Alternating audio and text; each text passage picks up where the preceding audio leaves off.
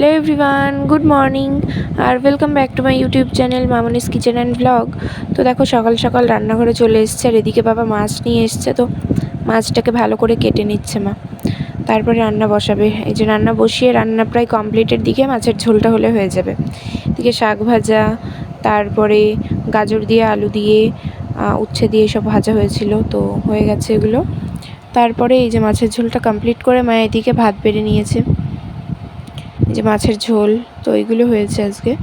কালকে এটা পয়লা বৈশাখের পরের দিনের ভিডিও। ওদিকে চাটনি ছিল আর ওদিকে বাবা ভাত খেতেও বসে গেছে, বাবা দাদু। আর থালা বাসন তারপরে এই যে এক গাদা হয়েছে, সব মা মাজবে। তো তারপর এই যে আমাদের আঁকাটা ভালো করে নিকিয়ে নিচ্ছে। মাটির উনুনে যেহেতু এখন রান্না করে, মানে শীত গরম দুটো সময়ই করে। মাটির উনুনে করলে একটু ভালো হয়, রাত্রের দিকে মানে ঘরেই করে গ্যাসে।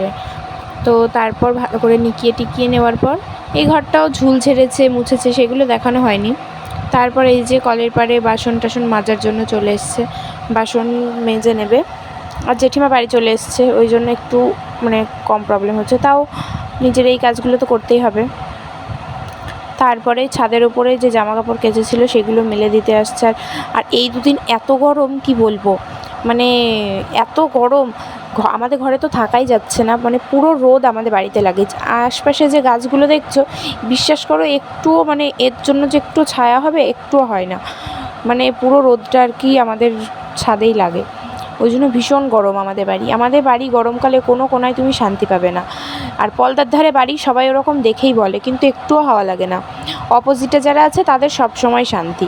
তারপরে এই যে দইয়ের লস্যি বানিয়েছে, বরফ মানে একটু আইসে কিউব দিয়েছে, তো তারপরে ফ্রিজের মধ্যে রেখে দিল। তারপরে গোপুসোনাদেরকে স্নান করিয়ে দুপুরবেলা ভোগটা দিয়ে দেবে।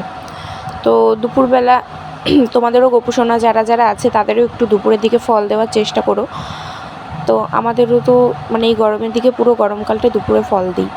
তো কালকে মনে হয় শশা দিয়েছিল, আর আজকে হচ্ছে আঙুর ফল দিল দুপুরবেলা। এই যে দেখো ওরা এই ভোগ হচ্ছে, মানে গ্রহণ করুক, আমি একটু বাইরে থেকে আসছি, মানে মা আর কি। তারপর রাত্রেবেলা কাবলি ছোলার তরকারি হবে আর রুটি হবে, যেহেতু পিসেমশাই এসছে তো সেই জন্য। তো তারপরে যে রুটি হচ্ছে এদিকে, আর তো আমি হচ্ছে রুটি খাই না, সেই জন্য শুধু এই কাবলি ছোলার তরকারি খেয়েছি এক বাটি। তো আজকে ভিডিওটা এই পর্যন্ত, কেমন লাগলো জানিও।